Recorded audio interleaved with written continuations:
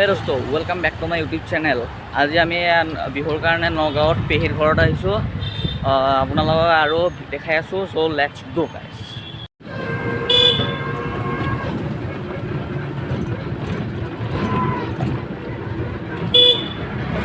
চাওক আমি আহি পাইছোঁ আৰু আমাৰ পেহা গাড়ী লৈ পেলাই আহিব। অলপ পিছত আমি যাই পাম আৰু আপোনালোকক দেখাই আছোঁ।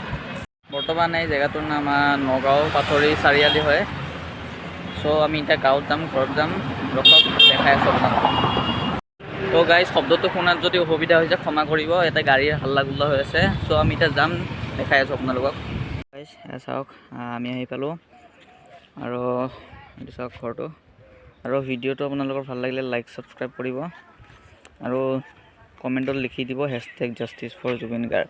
আৰু আপোনালোকক মই প্ৰতিটো ভিডিঅ'তে বাৰে বাৰে কৈ আছোঁ যে লিখিব #জাষ্টিছ ফৰ জুবিন গাৰ্গ, কিন্তু কোনেও কথাটো গুৰুত্ব দিয়া নাই। চ' অলপমান কমেণ্ট কৰিব আৰু জুবিন দা যদি ভাল পায় আপোনালোকে।